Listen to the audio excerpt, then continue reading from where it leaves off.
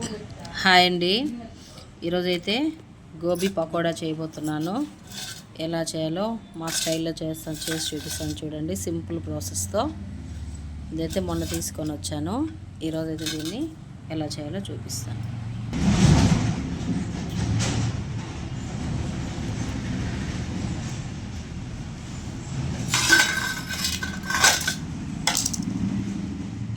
ఇలా అయితే పీసులుగా మనం తీసేసుకోవాలా. మరి చిన్నవి కాకుండా మీడియంగా ఈ సైజులో ఉంచుకుంటేనే బాగుంటుంది. అన్నీ సేమ్ మొత్తం అలాగే తీసేసుకున్నాము. ఇలా తీసేసుకుంటే సరిపోతుంది. ఇలా ముక్కలన్నీ ఇట్లా విడివిడిగా తీసేసుకోవాలా. ఇప్పుడు వచ్చేసి వేడి నీళ్ళల్లో కొంచెం సాల్టు, కొంచెం పసుపు వేసేసి ఒక 2 నిమిషాలట్ట బాయిల్ అయ్యాక పక్కన తీసి పెట్టేసుకున్నాము. Next process.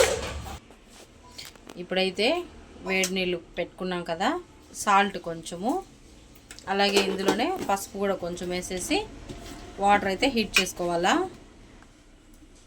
కొద్దిగా పసుపు, అంతే చాలు. ఇప్పుడు వచ్చేసి ఇవంతా నీట్గా ఒకసారి వాటర్లో వాష్ చేసుకొని ఒక 2 టైమ్స్ దాకా కడుక్కుందాము. ఇలా కాలీఫ్లవరు, కొంచెం సాల్టు, ఇది పసుపు వేసేసి ఒక 2-3 నిమిషాల దాకా ఉడకనిచ్చేసి ఇవన్నీ పక్కన తీసి పెట్టేసుకొని మళ్ళీ మిక్స్ చేసుకుందాం. ఇప్పుడైతే కాలీఫ్లవర్ అంతా ఇలా ఒక 2-3 నిమిషాలు బాయిల్ చేసి తీసేసుకున్నాం కదా. మిగతా కావాల్సినట్టు వచ్చేసి ఒక 2 స్పూన్ల మొక్కజొన్న పిండి, అలాగే కొంచెం బియ్యం పిండి, సాల్టు, కారము, ధనియాల పొడి, కొంచెం ఫుడ్ కలరు, పసుపు పొడి, ఇవన్నీ వేసుకొని ఇప్పుడు మిక్స్ చేసేసుకుందాము.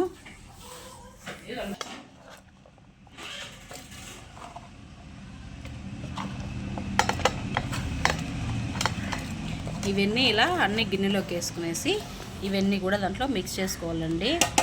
ఉంటే మనం శనగపిండి కూడా వేసుకోవచ్చు, బాగుంటుంది. కొద్దిగా నేనైతే వేయట్లేదు, కొంచెం బియ్యం పిండి, కొంచెం మొక్కజొన్న పిండి, మిగతావన్నీ వేసుకుంటున్నాను స్పైసీకి తగ్గట్టుగా. సాల్ట్ అవన్నీ చూసుకొని మనం వేసేసుకుంటే సరిపోతుంది. కొద్దిగా వాటర్ వేసుకొని కలుపుకుంటే చాలు. ఇలా మొత్తం కొద్దిగా వాటర్ వేసుకుంటూ మనం కలుపుకోవాలి. మనం పకోడాకి ఎలా కలుపుకుంటామో సేమ్ అదే ప్రాసెస్లో కలుపుకుంటే సరిపోతుంది. ఇలా మొత్తం మిక్స్ చేసుకొని ఒకసారి మనం సాల్ట్ సరిపోయిందో లేదో ఒకసారి చెక్ చేసుకొని తక్కువ అయితే వేసుకోవచ్చు.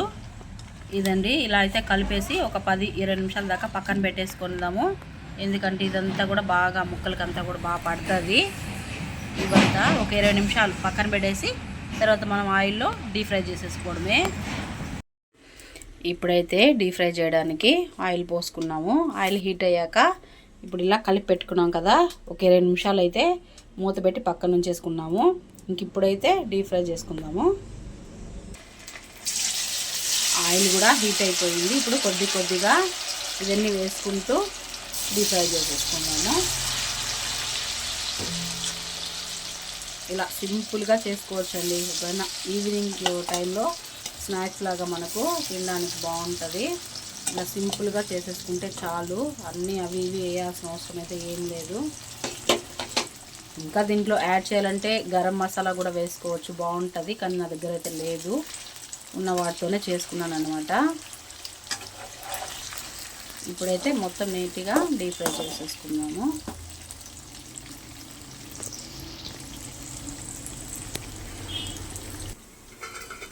పకోడా అయితే కాలీఫ్లవర్ పకోడా రెడీ అయిపోయిందండి.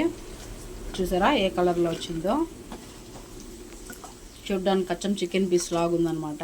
టేస్ట్ కూడా అలాగే ఉంటుంది. మనకి ఇంట్లో ఉన్న దాంతోనే సింపుల్గా ఈవినింగ్ టైంలో మనం స్నాక్స్ లాగా చేసేసుకోవచ్చు అనమాట.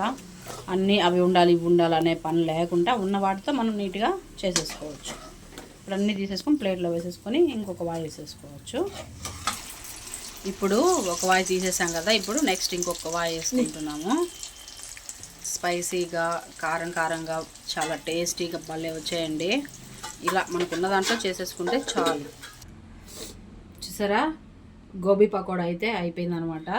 అస్సలు చికెన్ లాగే ఉంది చూడ్డానికి, కానీ తినడానికి కూడా సేమ్ అలాగే ఉంది. స్పైసీగా చాలా టేస్ట్ అయితే భలే వచ్చిందండి, క్రిస్పీగా చాలా బాగుంది. ఇలా అయితే చేసుకోండి, చాలా బాగుంటుంది. మనకు ఇంట్లో ఉండే వాటితోనే మనకు అయిపోతుంది అనమాట. ఇలా సాయంత్రం పూట పిల్లలకైతే ఈవినింగ్ స్నాక్స్ లాగా పెట్టేయచ్చు. ఇలా అయితే ట్రై చేయండి, చాలా బాగా వచ్చింది మాకైతే. ఇదేనండి, నచ్చితే లైక్ చేయండి. అంతేనండి, ఇది ఇవాళ వీడియో.